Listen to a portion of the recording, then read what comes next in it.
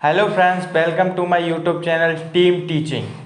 आज का टॉपिक है सेल यानी कि कोशिका। इसकी खोज रॉबर्ट हुक ने की थी, डिस्कवर्ड बाय रॉबर्ट हुक।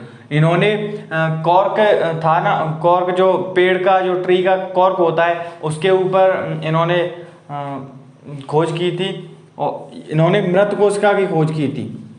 इनका जो लेंस था वो पूर्ण तरीके से अच्छा नहीं था, उसमें दिखाई नहीं दे रही थी और इस संरचना को इन्होंने सेल कहा था और इन्होंने मृत कोशिका की खोज की थी।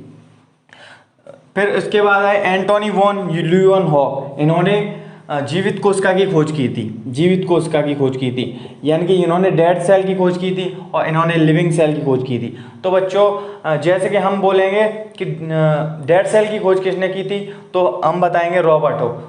और वहाँ पे होगा कि जीवित कोशिकाओं की खोज किसने की थी, लिविंग सेल्स की खोज किसने की थी, उन्होंने एंटोनी वॉन ल्यूएनहॉक ने।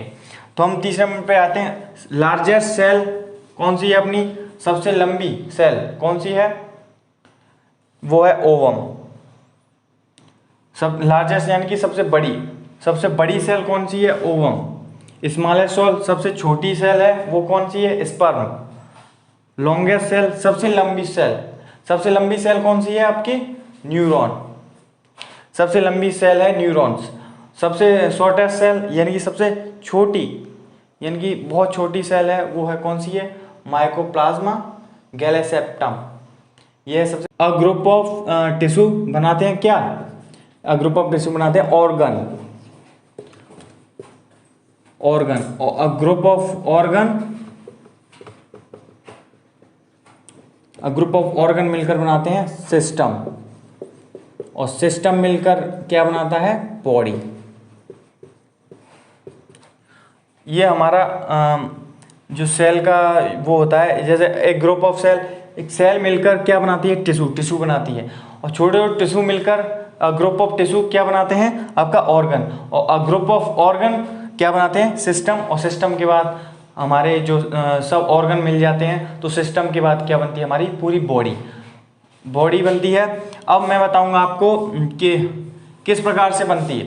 जैसे कि आपको पता है फ्यूजन होता है किसमें, ओवम और स्पर्म में क्या होता है, इसमें भी 23 होते हैं गुणसूत्र, इसमें भी 23 होते हैं। इनका क्या होता है, फ्यूजन होता है। इससे क्या बनता है, जायगोट सेल बनती है जायगोट सेल बनती है। इस सेल से यही सेल होती है जायगोट। इसके ये दो सेलों में विभाजित होती है। इसके जो विभाजन की क्रिया होती है उसे माइटोसिस कहते हैं। विभाजन की क्रिया को क्या कहते हैं हम, माइटोसिस कहते हैं। अब अपन देखेंगे कि जो जायगोट है, जायगोट के बारे में। जैसे जायगोट दो पार्टों में वो होता है, विभाजित होता है, इससे माइटोसिस बनती है। जैसे मतलब अब ये दो पार्ट बन गए, इन्हीं से फिर ये भी जायगोट है। इसमें जो जीन्स होंगे वो सारे के सारे इसमें जीन्स परिवर्तित हो जाएंगे।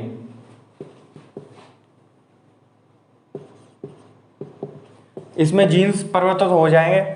इसके बाद वही माता पिता में पाए जाते हैं, वही इसे हेरिडिटी कहते हैं।